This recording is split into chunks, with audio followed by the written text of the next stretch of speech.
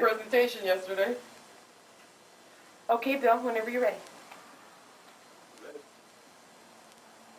Go for it. Good morning, Leah. I'm not ready.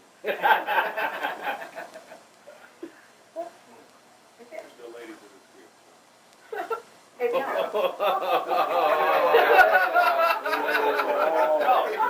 No ladies. Yes, ma'am.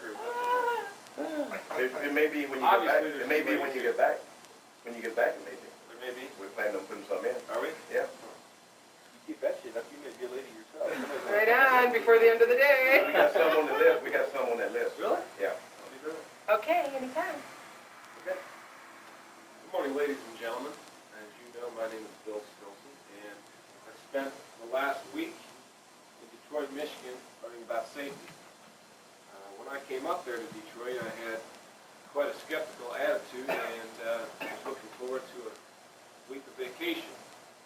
I've since changed my attitude and had a very good week and learned quite a bit, and I'm very concerned about the subject of safety. I have two scenarios that I'd like to read to you, and I'd like your attention. One, Tim Smith was working on the roof at the Flint Metal Fab Plant. He had 28 years seniority, was considered one of the top journeymen in his trade. While removing some ductwork and lowering it to the ground, his foot became entangled in the descending cable, pulling him 32 feet to his death. Scenario 2. Two millwrights from the BOC Flint plant were working atop a scissors lift on some ceiling steel. These millwrights were brothers, and in just that week managed to get on the same shift and work together. They were working in a construction area when the support on the one side gave way. The lift shifted back and forth, catapulting one of the men to the ground 60 feet below. Both of these items could have been prevented had the individuals been secured either to the lift or to the structure above them. In my time down in Detroit this last week, as I was thinking about our problems in the plant, it seems to be one of our worst problems. We do not in any way secure ourselves when we're high atop presses in the plant. I'm very concerned about that. I'm going to give you one more scenario. Charles Martin and Rick Hazenthal, two experienced machine repairmen, were working atop a bliss press, removing a drive. Charlie slipped on the oily surface and fell 55 feet to his death. This could happen, gentlemen. This could easily happen. And if we do not do something to prevent this, we will have a death one of these days, and we will all feel very bad about it. I can't solve this problem alone. I need your help to solve this problem. We need to find out different ways to solve this problem and get them instituted in the plant. One suggestion I have is to mount eye bolts in each corner of the presses where we'd be on top, pulling drives, etc. Today I'm going to have some training on two issues, one of which is man lifts, as I've been discussing, and the other of which is lockout and lockout procedures. With our new modernization going on and the new presses that we have, lockout is going to be much more complicated than in the past. And if we don't learn these correct procedures, then we will have an accident in that area as well. So with that in mind, and that introduction, I will field questions at this time, and we'll get started after that. Are there any questions? Yes, ma'am.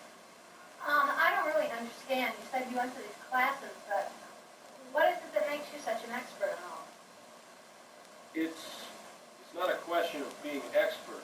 Certainly I'm not an expert on machine repair, but I have learned something about safety. And more importantly, I've seen that in these two particular areas, we are very unsafe. So perhaps we need to learn together and figure out a way to solve these two problems. Yes, sir. I've been working at CPC Mansfield for 28 years. Down there since 1960. And you telling me that my safety habits and everything that I'm performing, I'm doing it wrong, or what are you telling me? that's right, John. I'm telling you that you are being unsafe. We all are.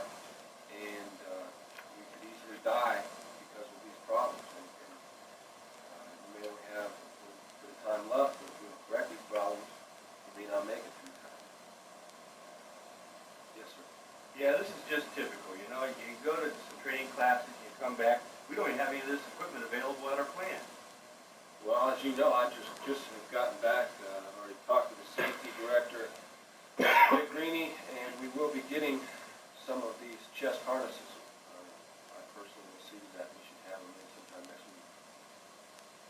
Thank you. Yes, sir. Let me ask you a question. You know, I'm going to retire in 2 years. Now, why in the heck should I be here in this place? But I just got 2 more years to go. What if you don't make it to that 2 years? What if you only make it 1 year and then you fall off that list press? And that's going to be 29 years down the tubes, isn't it? What do we want to prevent? It just seems to me that I've been here 28 years and I never had any problem land. Here I am 2 years away from retirement. And then you want me to come to a little safety meeting like this. Well, that's because concern. And these presses, as you know, are very, very slippery. They're covered with oil. And as you know, there's absolutely no guardrail or anything else up there to protect you. And any number of things could happen. You slip right off that press. And as you also know, if you slip off at 60 feet to the ground, you aren't going to live through that. If you do, you're going to be a vegetable. That makes it important to me. Anybody else?